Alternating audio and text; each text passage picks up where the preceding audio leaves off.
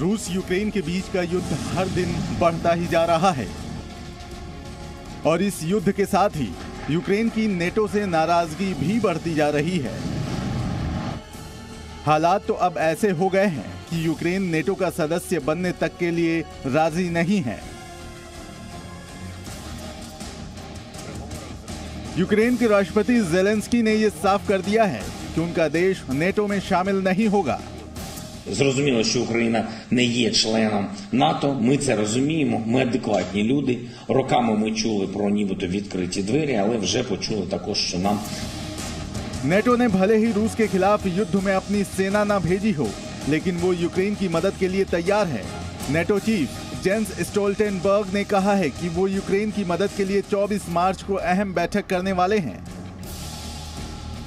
मैंने 24 मार्च को नेटो मुख्यालय में एक असाधारण शिखर सम्मेलन आयोजित किया है।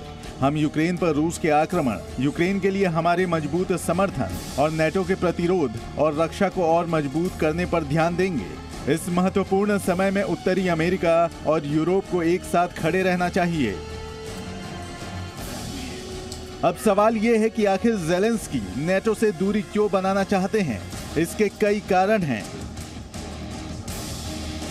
ज़ेलेंस्की चाहते हैं कि नेटो यूक्रेन को नो फ्लाई जोन बनाए, लेकिन नेटो ने इससे साफ इनकार कर दिया है। यही नहीं, यूक्रेन बार बार रूस का सामना करने के लिए लड़ाकू विमानों की मांग कर रहा है, मगर अब तक नेटो ने यूक्रेन की मांग नहीं पूरी की है।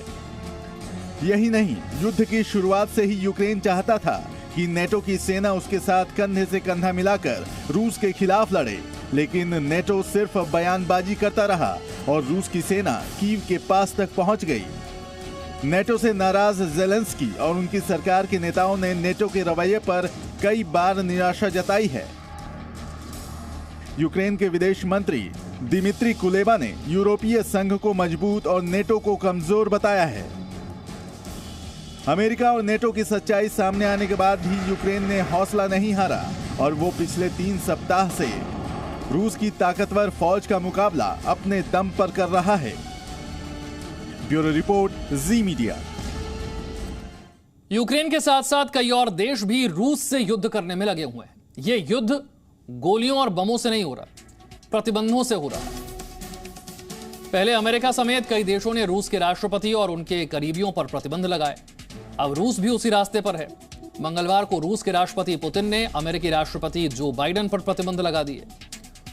रूस यूक्रेन की इस लड़ाई में बैन बॉम्ब यानी कि प्रतिबंध लगातार चल रहे हैं। पहले रूस पर प्रतिबंध लगाए जा रहे थे, अब रूस भी उन नेताओं पर प्रतिबंध लगा रहा है और इसकी शुरुआत उसने अमेरिका से कर दी। यूक्रेन के राष्ट्रपति वोलोदिमीर ज़ेलेंस्की ने मंगलवार को कनाडा की संसद को वीडियो कॉन्फ्रेंसिंग से संबोधित किया। अपने भावनात्मक संबोधन में ज़ेलेंस्की ने कनाडा से मदद की अपील की है। कहा है कि रूस को युद्ध में कमजोर करने के लिए कनाडा उस पर और प्रतिबंध लगाए। और वहीं पुतिन ने कनाडा के पीएम ट्रूडो के अलावा अमेरिकी राष्ट्रपति बाइडेन समेत अन्य अमेरिकी नेताओं पर बैन लगा दिया है।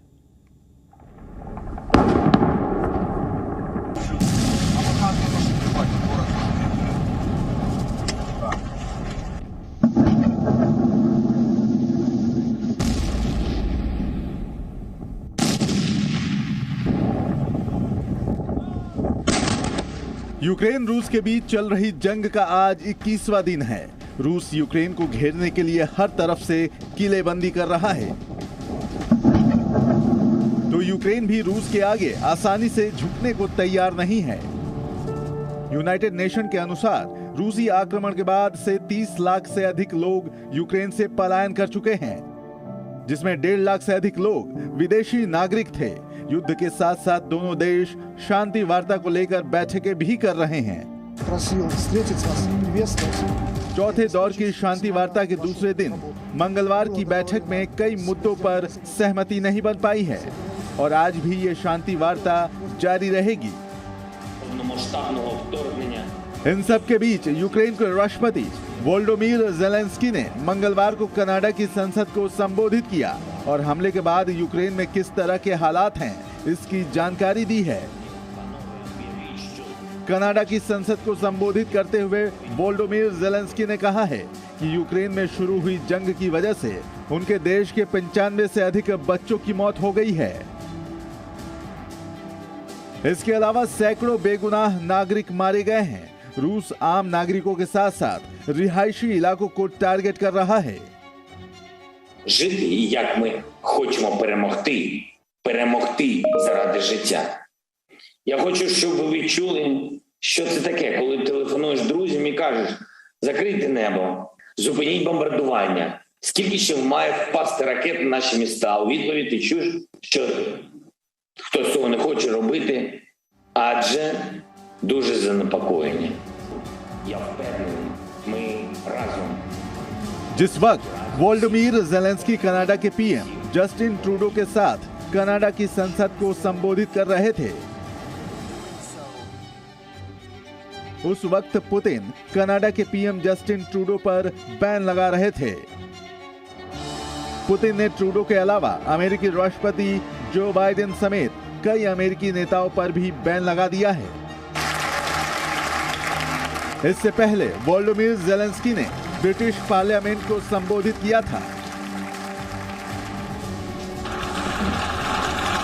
और इसके बाद जेलेंस्की ने यूरोपीय संसद को संबोधित किया था।